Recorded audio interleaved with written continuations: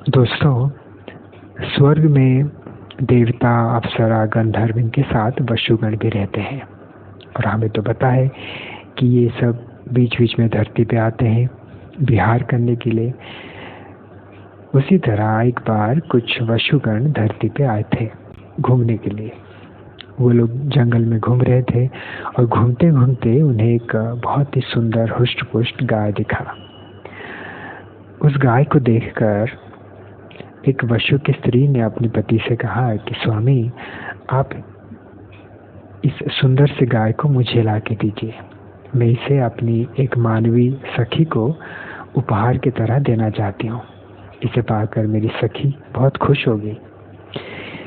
ये बात सुनकर वो वशुगण आगे पीछे बिना कुछ सोचे उस गाय को चुरा लिए।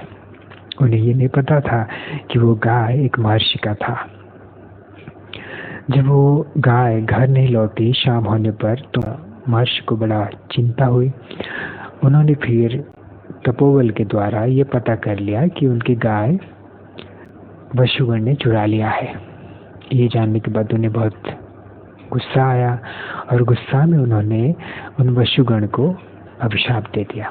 उन्होंने कहा कि तुम लोग वशुगण होकर भी मानव जैसे अपराध किए, हरकत किए, इसलिए तुम सब मानव योनि में जन्म लोगे। ये तो महर्षि थे, इनका अभिशाप तो कभी झूठ नहीं हो सकता। तो यह अभिशाप जानकर वशुगण बहुत परेशान हो गए, घबरा गए। उन सब ने फिर मिलकर गंगा जी के पास गए और उन्हें सब कुछ सच सच बता दिया।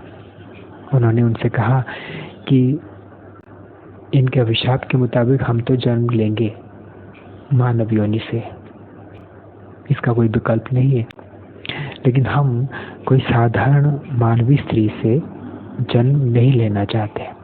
इसलिए आप कृपा करके हमारे लिए एक मानवीय स्त्री का रूप धारण कीजिए ताकि हम आपके गर्भ से जन्म ले सकें। और हम जन्म लेते ही आप हमें अपनी पानी में डुबो कर मार देना, जिसके द्वारा हम फिर उस श्राप से मुक्त हो जाएंगे। गंगा जी फिर बोली कि मेरे योग्य ऐसा कौन मानव है जिससे मैं शादी कर सकूं और तुम सबको जन्म दे सकूं। तो वशुगण ने कहा कि धरती पे शांतनु नाम से एक राजा होंगे, आप उन्हीं से शादी कर लेना। गंगा जी फिर बोली, मैं शांतनु से शादी करके आप सबको जन्म दूंगी और मार डालूंगी, तो ये तो बड़ा अन्याय होगा शांतनु के लिए। ये तो ऐसा हुआ कि मैंने उनका इस्तेमाल किया। तो वशुगण ने कहा कि हम सबके मर जाने के बाद आपको एक ऐसा पुत्र होगा जिसमें हम सब की मिली हुई तेज और शक्ति होगी। आप उस पुत्र को शांतनु को दे देना।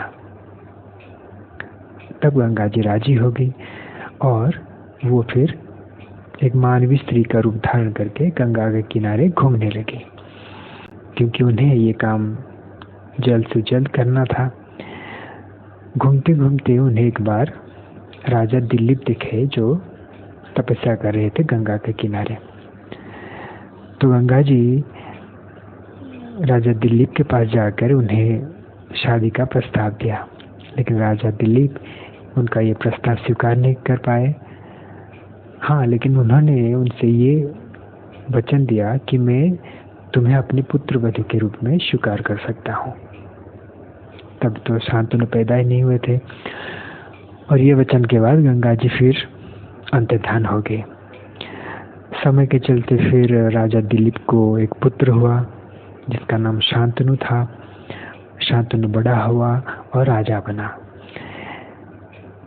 उस समय फिर गंगा जी गंगा के किनारे एक सुंदर मानव स्त्री का रूप धारण करके घूमने लगी और शांतनु एक बार उन्हें देखे और फिर उनसे शादी करने का प्रस्ताव दिया।